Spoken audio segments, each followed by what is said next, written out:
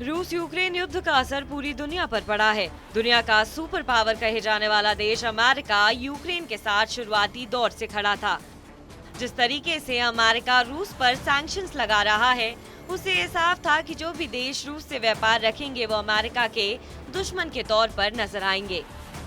जब बात दोनों देशों में किसी एक के समर्थन में वोट करने की बात उठी, तब भारत ने न्यूट्रल स्टैंड लिया।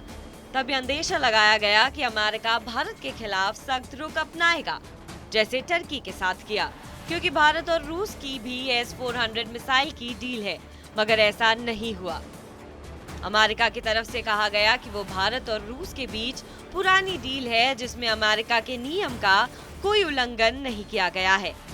और अब अमेरिका के राष्ट्रपति जो बाइडेन के प्रशासन ने कह दिया कि अमेरिका भारत के साथ खड़ा है और कहा कि रूस के साथ भारत के संबंध कई दशकों में विकसित हुए हैं, जब वॉशिंगटन इसके लिए तैयार नहीं था।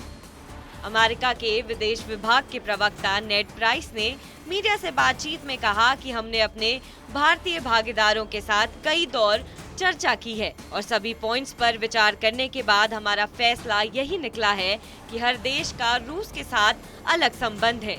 नेड प्राइस ने कहा कि रूस के साथ भारत के संबंध कई दशकों में विकसित हुए हैं। प्राइस ने कहा कि ये दशकों के दौरान विकसित हुआ है, जब अमेरिका इसके लिए तैयार नहीं था या भारत सरकार के लिए पसंद का भागीदार नहीं बन पाया था। उन्होंने कहा, लेकिन अब स्थितियां बदल चुकी हैं। भारत के साथ संबंध एक दल प्रणाली की विरासत है, जो अब 2 दशकों से अधिक समय से चली आ रही है। दोनों देशों का संबंध वास्तव में पूर्व राष्ट्रपति बिल क्लिंटन प्रशासन के साथ बढ़ना शुरू हुआ। निश्चित रूप से पूर्व राष्ट्रपति जॉर्ज W. बुश प्रशासन में भारत के साथ अमेरिका की साझेदारी बढ़ी और वह भारत के लिए पसंद का भागीदार बनने का इच्छुक हुआ, जिसमें सुरक्षा क्षेत्र की भी बात शामिल है। साथ ही साथ प्राइस ने यह भी कहा कि बेशक हमने अपने भारतीय भागीदारों के साथ 2+2 संवाद बहुत पहले नहीं किया था।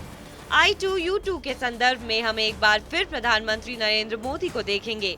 I2U2 में भारत के अलावा हमारे साथ संयुक्त अरब अमीरात और इजराइल भी हैं।